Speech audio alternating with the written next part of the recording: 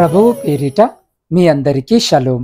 ఈరోజు దేవుని వాగ్దానము, నాకు మురపెట్టుము, నేను నీకు ఉత్తరమిచ్చేదను. ఇర్మియా గ్రంథం 33వ అధ్యాయము 3వ వచనం. ప్రియ సహోదరి సహోదరులారా, ఈరోజు ఈ వాక్యము వినిచిన మీ అందరికీ మన ప్రభువును ప్రియరక్షకుడైన యేసు క్రీస్తు నామమున ఈ నూతన దినపు శుభములను వందనములను తెలియజేయుచున్నాను. ప్రియులారా, ప్రతి క్రైస్తవుడు ప్రార్థన చేస్తాడు, కానీ ప్రార్థించిన ప్రతి క్రైస్తవుడు జవాబును పొందుకొనలేడు. కొందరు ప్రార్థిస్తారు, కానీ జవాబు గురించి ఆలోచించరు. కొందరు ప్రార్థించి జవాబు కొరకు ఎదురు చూసి జవాబు రానందున వారి స్వంత నిర్ణయాలతో ముందుకు వెళ్ళేవారిగా ఉంటారు. ఎందుకు జవాబు రాలేదో ఆలోచించరు. కొందరు ప్రార్థన ఎంత సమయం చేశారో లెక్క పెట్టుకుంటూ ఉంటారు. మరికొందరు మేము ఆత్మీయతలో చాలా పెద్దవారము, మేము 10 నిమిషాల ప్రార్థన చేస్తే చాలు, దేవుడు బలమైన కార్యాలు చేస్తాడు అని అనుకుంటారు. జడతెగక దేవుని పరిచర్య చేసేవారు 10 నిమిషాలు కాదు, సమయం లేని సందర్భంలో నడుస్తూ ప్రార్థించిన దేవుడు బలమైన కార్యాలు చేయగలడు. కానీ దినమంతా వ్యర్థమైన పనులు చేస్తూ 10 నిమిషాలు ప్రార్థించి దేవుడు బలమైన కార్యాలు చేస్తాడు అనుకోవడము భ్రమ.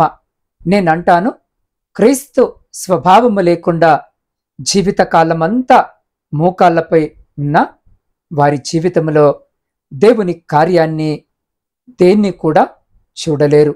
మరికొంతమంది ప్రార్థించి జవాబు వచ్చే వరకు విశ్వాసమును విడిచిపెట్టరు. దావీదు ప్రార్థన జీవితాన్ని చూస్తే ఆశ్చర్యము కలిగిస్తుంది.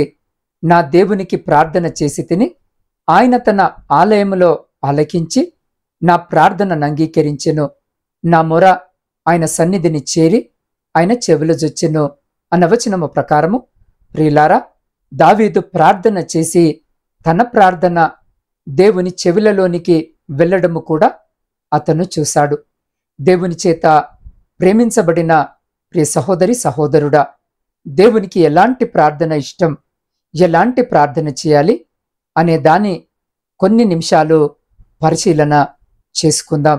ప్రియులారా, దేవుని యొక్క ధననిధి తలుపులు తెరిచే తాళపు చెవియే ప్రార్థన అని ఒక గొప్ప దైవజనుడు అన్నాడు.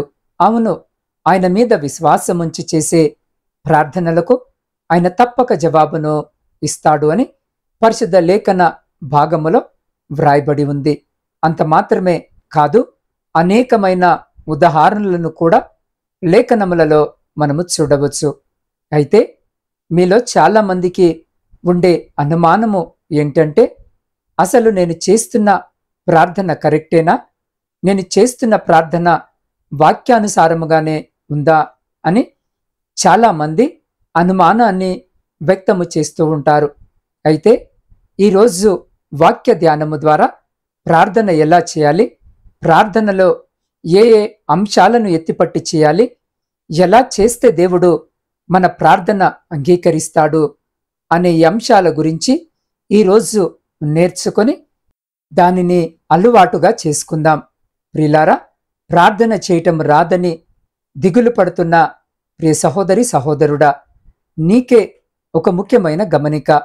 ఈ వాక్యము జాగ్రత్తగా విని వాక్యానుసారమైన ప్రార్థన ఎలా ఉంటుందో ఈ నూతన దినములో మనము తెలుసుకుందాం. 5 ముఖ్యమైన అంశాలను మనము ప్రతిరోజు చేస్తున్న ప్రార్థనకు జోడించినట్లయితే మనము చేస్తున్న ప్రార్థన వాక్యానుసారమైనదిగా ఉంటుంది. అప్పుడే మనము చేస్తున్న ప్రార్థన 100% పూర్తి అవుతుంది. అవును, మొట్టమొదటిది మనము గమనించినట్లయితే పాపపు ఒప్పుదల మనము చేస్తున్న ప్రార్థనలో ఉండాలి. మన ప్రార్థన దేవునికి వినబడకుండా దేవునికి మనకు మధ్య పాపపు గోడ అడ్డుగా నిలబడుతుంది. కాబట్టి మొదటిగా దేవుని ఎదుట మనము మన పాపములను ఒప్పుకోవాలి. ఒప్పుకోలు చేయడం అంటే పాపము చేశానని అంగీకారము తెలపటం. మీరు స్వయముగా అంగీకరించక ముందే మీరు చేసిందంతా దేవునికి తెలుసు. అయితే ప్రభు ఎదుట మీ పాపములను మీ నోటితో ఒప్పుకోవటంలోనే విముక్తి కలిగించే శక్తి దాగి ఉంటుంది. మనము దేవుని క్షమాపణలు అడిగినప్పుడు మన మనస్సాక్షి బలముగా తయారవుతుంది. లోతైన పశ్చాత్తాపము చూపిస్తూ చేసిన తప్పు ఎంత పెద్దదో అర్థము చేసుకున్నామని దేవుని ఎదుట కనపరచడం వలన మన మనసు తేలికవుతుంది. ఉదాహరణకు దావీదు చేసిన పాపాన్ని ఒప్పుకోలు చేస్తూ ఎంతో భారముతో పశ్చాత్తాపాన్ని, దుఃఖాన్ని వ్యక్తము చేస్తూ ప్రార్థించాడు. ప్రియులారా, పరిశుద్ధ లేఖన భాగములో ఆ విషయాన్ని మనము చూడవచ్చు. దావీదు చేసిన పాపపు ఒప్పుకోలు ప్రార్థన, దావీదు బత్షెబాతో వ్యభిచారము చేసిన తర్వాత నాతాను అను ప్రవక్త అతని వద్దకు వచ్చినప్పుడు అతడి ప్రార్థన చేశాడు. దావీదు ఎంత వింతగా ప్రార్థన చేస్తున్నాడో చెప్పాలంటే, నీకు కేవలము నీకే విరోధముగా నేను పాపము చేసి ఉన్నాను, నీ దృష్టి ఎదుట నేను చెడుతనము చేసి ఉన్నాను. అవును, దావీదు ఖచ్చితముగా ఉరియాకు వ్యతిరేకముగా పాపము చేశాడు. బత్షెబా భర్త ఉరియాను కుట్ర పన్ని చంపాడు. అతను ఖచ్చితముగా వ్యభిచారముతో పాటు నరహత్య కూడా చేశాడు. దావీదు చేసిన పాపం వల్ల చాలామంది ఇశ్రాయేలీలు ప్రభావితమయ్యారు. అయితే దావీదు ఇతరులందరిపై చేసిన పాపాల మూలముగా దేవుని పట్ల తన ప్రాథమిక నేరాన్ని ఉంచుతూ ఒప్పుకోలు చేసుకున్నాడు. ప్రియులారా, పరిశుద్ధ లేఖన భాగమును మనము చూస్తే దైవ చిత్తానుసారమైన దుఃఖము రక్షణార్థమైన మారు మనసును కలుగజేయునని వ్రాయబడి ఉంటుంది. ఈ మారు మనసు దుఃఖమును పుట్టించదు. అయితే లోక సంబంధమైన దుఃఖము మరణమును కలుగజేయును అంటాడు భక్తుడు. ప్రియులారా, పరిశుద్ధ లేఖన భాగములో ఈ విధముగా ఉంటుంది. మన పాపములను మనము ఒప్పుకొనిన ఎడల ఆయన నమ్మదగినవాడు, నీతిమంతుడును గనక ఆయన మన పాపములను క్షమించి సమస్త దుర్నీతి నుండి మనలను పవిత్రులనుగా చేయును అని అంటాడు. అది గొప్ప వార్త కదా. ఆయన మనలను క్షమించడం మాత్రమే కాదు, మనలను శుద్ధీకరిస్తాడు. దేవుని ముందు మన పాపాలను గుర్తిస్తూ మాటలతో ప్రార్థనలో సమయాన్ని హెచ్చించడం ద్వారా అప్పుడు ఆయన క్షమించడం మాత్రమే కాకుండా అన్ని రకాల దుర్నీతుల నుండి మనల్ని పవిత్రులనుగా చేస్తాడు. రెండవదిగా, మన ప్రార్థనలో ఉండవలసిన ప్రాముఖ్యమైన అంశము ఏంటి అనంటే ఆరాధన చేయాలి లేదా స్తుతులు చెల్లించాలి. ఆరాధన అనేది దేవుని సరిగ్గా చూడటానికి సహజ ప్రతిస్పందన. ప్రియులారా, ఆరాధనతో కూడిన ప్రార్థన అంటే దేవునికి భగవంతుడు ఎవరు అనే వాస్తవాన్ని మనము గుర్తించి ప్రకటించడంలో, అలాంటి ఆరాధించడం అంటే గౌరవప్రదమైన నివాళులు అర్పించడము, దేవుని అద్భుతమైన పనుల్ని, లక్షణాల్ని బట్టి ఆయనను స్తుతించినప్పుడు ఆయన మీద మనకున్న గౌరవము, కృతజ్ఞత ఇంకా ఎక్కువ అవుతాయి. అలాంటి ప్రార్థనలు చేయడం ద్వారా మన దేవుడు తండ్రి అయిన ప్రభువుకి మరింత దగ్గరగా అవడానికి సహాయము చేస్తాయి. ఉదాహరణకు పరిశుద్ధ లేఖన భాగములో మనము చూస్తే దావీదు దేవుని సృష్టిని చూసి ఆయన సంతోషముగా స్తుతించాడు. అదే విధముగా దేవుని స్తుతిస్తూ అనేకమైన కీర్తనలు రాశాడు.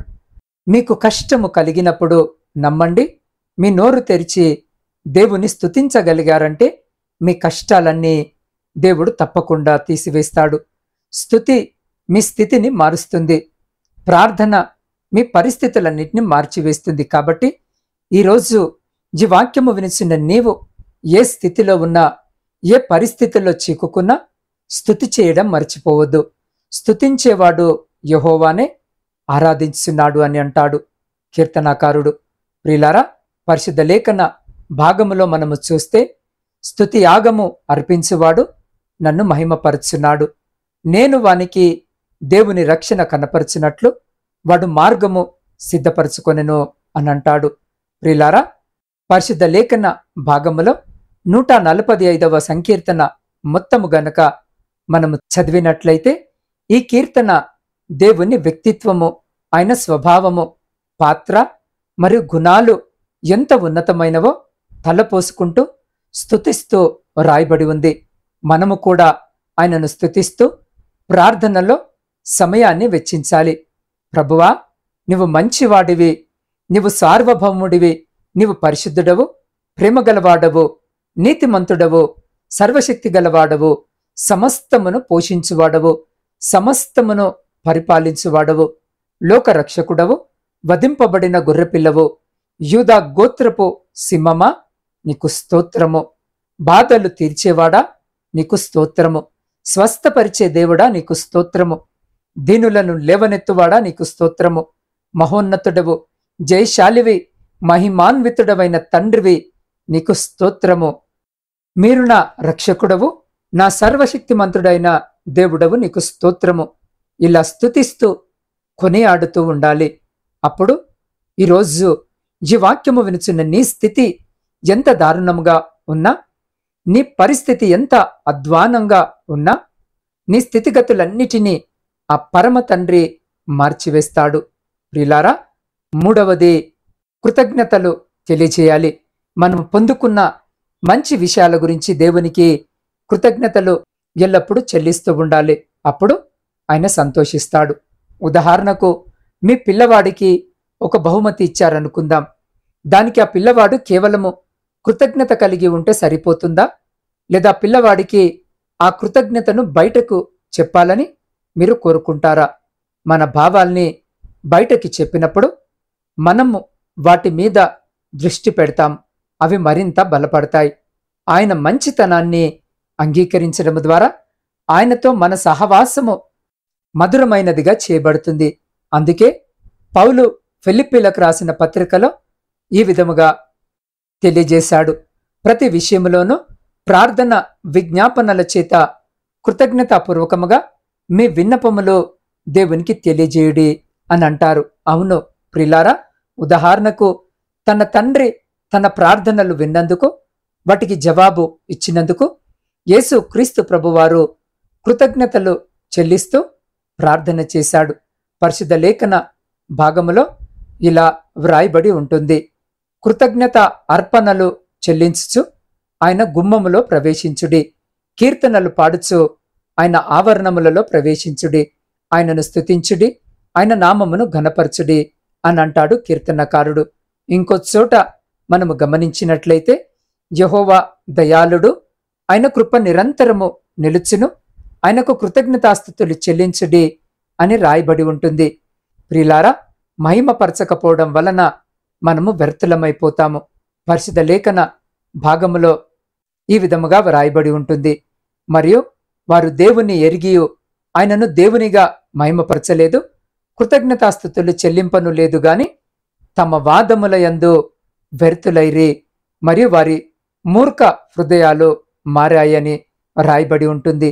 కాబట్టి ప్రియ సహోదరి సహోదరులారా, దేవుడు మీకిచ్చిన మంచి బహుమతులను, ఆయన మీకు అందించిన దయ, కృప, మీ పట్ల ఆయన చూపించిన ప్రేమను గుర్తిస్తూ ప్రార్థనలో సమయాన్ని వెచ్చించి ఆయనకు కృతజ్ఞతాస్తుతులు చెల్లిస్తూ ఉంటే ఆయన సంతోషించడం మాత్రమే కాదు, మనకు ఆ సంతోషాన్ని, శాంతిని పంచుతాడు. నాలుగవదిగా, అవసరములో ఉన్న వాళ్ళ కొరకు ప్రార్థన చేయాలి. అవును, దీనినే మధ్యవర్తిత్వము అని అంటారు. మధ్యవర్తిత్వము అనేది మరొక వ్యక్తి తరపున జోక్యము చేసుకోవడము, లేదా అభ్యర్థించడము లాంటిది, లేదా మరింత సరళముగా మరొకరి కోసము ప్రార్థించడము, లేదా మరింత సరళముగా మరొకరి కొరకు ప్రార్థించడం. ప్రియ సహోదరి సహోదరుడా, లేఖనాలలో మధ్యవర్తిత్వము ఒక ఆదేశం మాత్రమే కాదు, ప్రజలందరి తరపున విన్నపాలు, ప్రార్థనలు, మధ్యవర్తిత్వము మరియు కృతజ్ఞతలను తెలియజేయాలని నేను మొదట కోరుతున్నాను అంటాడు పౌలు గారు. పరిశుద్ధ లేఖన భాగములో మనము గమనించినట్లయితే, మనము సంపూర్ణ భక్తియు మాన్యతయు కలిగి నెమ్మదిగాను సుఖముగాను బ్రతుకు నిమిత్తము అన్నిటికంటే ముఖ్యముగా మనుషులందరి కొరకును, రాజుల కొరకును, అధికారుల కొరకును విజ్ఞాపనములను, ప్రార్థనలను, యాచనలను, కృతజ్ఞతాస్తుతులను చెల్లించవలెనని హెచ్చరించున్నాను. ఇది మంచిదియు మన రక్షకుడగు దేవుని దృష్టికి అనుకూలమునై ఉన్నదే అని అంటాడు పౌలు గారు. అవును ప్రియ సహోదరి సహోదరుడా, ఇలాంటి ప్రార్థన వల్ల మనము కేవలము మన గురించి మాత్రమే ఆలోచించకుండా ఉంటాము. ఇతరుల మీద ఎక్కువ కనికరము, సానుభూతిని చూపించడము నేర్చుకుంటాం. ఉదాహరణకు యేసు క్రీస్తు ప్రభువారు తన అనుచరుల కోసము ప్రార్థన చేశాడు. నేను ఈ స్థితిలో ఉన్నానంటే నా కొరకు నా తల్లిదండ్రులు చేసిన ప్రార్థన. నేను సహవాసములో ఉన్నానంటే నా సహోదరీమణులు నా కొరకు ఇప్పటి వరకు ప్రార్థనలు చేస్తూ ఉన్నారు. నేనింత ఆనందముగా ఉంటూ నా బాధలన్నిటిని కూడా మరిచిపోయి మీకు వాక్యము చెప్పగలుగుతున్నాను అంటే అది మీరు ప్రతిరోజు నా కొరకు చేస్తున్న ప్రార్థన బలమే. నేను మీ కొరకు ప్రార్థన చేయడము, మీరు నా కొరకు ప్రార్థన చేయడము, ఇది దేవుడు మనకిచ్చిన మంచి మాదిరి. ప్రియులారా, పరిశుద్ధ లేఖన భాగములో ఈ విధముగా వ్రాయబడి ఉంది. ఈయన తన ద్వారా దేవుని యొద్దకు వచ్చువారి పక్షమున విజ్ఞాపన చేయుటకు నిరంతరము జీవించున్నాడు గనక వారిని సంపూర్ణముగా రక్షించుటకు శక్తిమంతుడై ఉన్నాడు అని అంటాడు. మధ్యవర్తిత్తులుగా ఉండి ప్రార్థించే వారందరూ యేసయ్య అడుగుజాడలను అనుసరిస్తున్నారని అర్థం. అటువంటి వారే తాము బ్రతుకు కాలమంతా సుఖముగాను నెమ్మదిగాను ఉంటారు. ప్రియ సహోదరి సహోదరుడా, మోషే ఇశ్రాయేలీల ప్రజల కోసము మధ్యవర్తిత్వము వహించి వారి పక్షమున దేవునికి ప్రార్థన చేశాడు. యోబు తన స్నేహితుల కోసము మధ్యవర్తిత్వము వహించి వారి తరపున దేవునికి ప్రార్థన చేశాడు.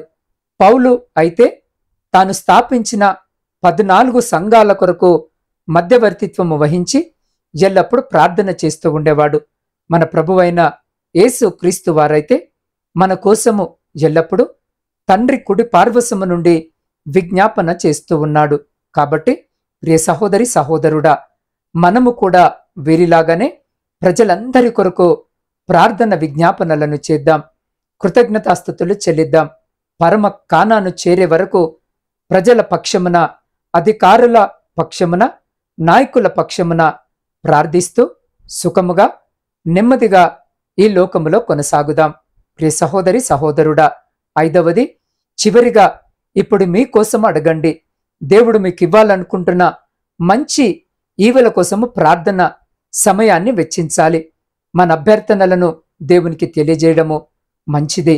ఎందుకంటే నా నామము పేరిట మీరేది అడిగినను యేసయ్య ఇస్తానన్నాడు కదా. అందుకే మనము మంచి విషయాల కోసము ఆయన అడగాలని ఆయన కోరుకుంటున్నాడు, ఆశిస్తున్నాడు కూడా. పరిశుద్ధ లేఖన భాగములో ఈ విధముగా వ్రాయబడి ఉంటుంది. అడుగుడి మీకు ఇవ్వబడును, వెతుకుడి మీకు దొరుకును, తట్టుడి మీకు తీయబడును, అడుగు ప్రతివాడును పొందును, వెతుకు ప్రతివానికిని దొరుకును, తట్టు ప్రతివానికిని తీయబడును. మీలో ఎవడైనను తన కుమారుడు తనను రొట్టెను అడిగిన ఎడల వానికి రాతినిచ్చిన, చేపనడిగిన ఎడల పామునిచ్చిన, మీరు చెడ్డవారై ఉండియో మీ పిల్లలకు మంచి ఈవుల నీయనెరిగి ఉండగా పరలోకమందున్న మీ తండ్రి తనను అడుగువారికి అంతకంటే ఎంతో నిశ్చయముగా మంచి ఈవులనిచ్చును అని అంటాడు ప్రభు. అడగకపోయినందునే వారు పొందలేకపోయారని అంటాడు ప్రభు. అవును ప్రియ సహోదరి సహోదరుడా, అడగకపోయినందునే వారు పొందలేకపోయారని పరిశుద్ధ లేఖన భాగంలో వ్రాయబడి ఉంటుంది. కాబట్టి మనం ప్రభు ఎదుటకు వచ్చి అడుగుదాం. ఆరోగ్యం కోసం అడుగుదాం, ఉద్యోగం కోసం అడుగుదాం, వివాహాల కోసం అడుగుదాం, గర్భఫలము కోసం అడుగుదాం, ప్రమోషన్ల కోసం అడుగుదాం, పిల్లలకు మంచి భవిష్యత్తు ఇవ్వమని అడుగుదాం. వీటన్నిటికంటే ముఖ్యముగా మొదటిగా ఆయన ఆత్మను అడుగుదాం, ఆయన నీతిని అడుగుదాం, ఆయన రాజ్యమును అడుగుదాం. అప్పుడు ఆయన అడుగు వాటికంటేను, ఊహించిన వాటన్నిటికంటేను కూడా అత్యధికముగా ఇవ్వగలిగిన సామర్థ్యము కలిగిన దేవుడు. కాబట్టి ప్రియ సహోదరి సహోదరుడా, నువ్వు పరలోకము కోసం అడిగితే ఆయన పరలోకముతో పాటు భూలోకములో ఉన్న మంచి ఈవులను కూడా నీకు అనుగ్రహిస్తాడు. చివరిలో దేవునికి మీరు చెప్పదలుచుకున్నదంతా చెప్పిన తర్వాత యేసు క్రీస్తు నామములో అడుగుతున్నాము తండ్రి, ఆమెన్ అని చెప్పడము ద్వారా మీ ప్రార్థనను ముగించవచ్చు. ప్రియ సహోదరి సహోదరుడా, యేసయ్య తన నామములో ప్రార్థించమని ఆజ్ఞాపించాడు. కాబట్టి తప్పకుండా యేసు నామమును ముగింపులో పలుకుతూ ఆయన ద్వారా తండ్రిని వేడుకోవాలి. అలా మనము ప్రార్థన చేయడము ద్వారా తండ్రి అయిన దేవుడు యేసు క్రీస్తు ప్రభు ద్వారా మన ప్రార్థన ఆలకించి మనకు జవాబునిస్తాడు. కాబట్టి ఇక నుండి మీరు ప్రార్థన చేయడము రావడము లేదని బాధపడవద్దు. మీరు ప్రార్థన చేస్తున్నప్పుడు ఈ 5 అంశాలను గుర్తుపెట్టుకొని ప్రార్థన చేయండి. అప్పుడు మీ ప్రార్థన అంగీకరించబడుతుంది. కాబట్టి కళ్ళు మూసుకొని ప్రియ సహోదరి సహోదరుడా, ఈ క్షణములో నాతో పాటు ప్రార్థనలో ఏకీభవిస్తావా? పరిశుద్ధుడా, ప్రేమ నమ్మకము కలిగిన మా ప్రియ పరలోకమందున్న పరమ తండ్రి, మీ శ్రేష్టమైన ఉన్నతమైన నామాన్ని బట్టి స్తుతులు స్తోత్రాలు వందనాలను చెల్లించుకొనిచున్నాం. దేవా, ఈ ఉదయకాలము మరొక మారు మీ శ్రేష్టమైన వాగ్దాన వచనము ద్వారా మీరు మాతో మాట్లాడి అయ్యా ఏ విధముగా ప్రార్థించాలో మాకు నేర్పిన మీ గొప్ప ప్రేమను బట్టి మీకే కృతజ్ఞత వందనాలను చెల్లించుకొనిచున్నాం. అయ్యా, ప్రార్థనలో ఏమి అడగాలో మాకు నేర్పించారు తండ్రి. వ్యర్థమైన మాటలు పలకడము, అతిశయముతో అడగడము, విస్తరించి మాట్లాడము చేయకుండా దీన హృదయముతో మా ఆత్మను మీ పాదాల చెంత కుమరించి మీ కనికరమును బట్టి ప్రార్థించుట మాకు నేర్పించినందుకు మీకే కృతజ్ఞత వందనాలు తండ్రి. ఇతరుల మెప్పు కొరకు ప్రార్థించక, అలవాటుగా ప్రార్థనలో పాల్గొనక, ప్రార్థన పట్ల ఆసక్తి, శ్రద్ధ, భయభక్తులు కలిగి భారముతో ప్రార్థించే హృదయం మాలో ప్రతి బిడ్డకు దయచేయండి నాయన. దేవా, ఇతరుల మేలు కొరకు నిస్వార్థంగా ప్రార్థించే బుద్ధి మాకివ్వమని వేడుకొనిచున్నాం. మా ప్రార్థన ఆలకించు దేవుడైన మీకే స్తుతులు చెల్లించుకుంటూ మీ పాద సన్నిధిలో వేడుకొనిచున్నాం. దేవా, ఈరోజు జన్మదిన వివాహ వార్షికోత్సవాలు జరుపుకొంచున్న ప్రతి బిడ్డను వారి ప్రత్యేకముగా జ్ఞాపకము చేసుకుని వినూతన దయాకిరీటము దయచేసి రాబోయే కాలమంతా కూడా నా తండ్రి వారి జీవితంలో సంతోషకరమైన కుటుంబ జీవితమును దయచేయమని వేడుకొనిచున్నాం. ప్రపంచంలో శాంతి సమాధానాలను కల్పించి విడిపోయిన విచ్ఛిన్నమైన ప్రతి కుటుంబాన్ని తిరిగి కట్టుమని వేడుకొనిచున్నాం. దేవా, ఈ సమయంలో నాత్మీయ కుటుంబంలోని ప్రతి బిడ్డ కొరకు ప్రత్యేకముగా మీ పాద సన్నిధిలో ప్రార్థిస్తున్నాను. అయ్యా, బిడ్డలు ఆసక్తిగా ఇప్పటి వరకు వాక్యాన్ని విని ఈ ప్రార్థనలో ఏకీభవిస్తూ వారి ప్రార్థన మనవులు నాకు తెలియజేస్తున్నారు. అలాంటి ప్రతి ప్రార్థన విజ్ఞాపనను ఈరోజు మీ పాద సన్నిధిలో పెడుతున్నాను. అయ్యా, వారి ప్రతి ప్రార్థన విజ్ఞాపనను మీరు ఆలకించి వారికి జవాబును దయచేయమని వేడుకొనిచున్నాం.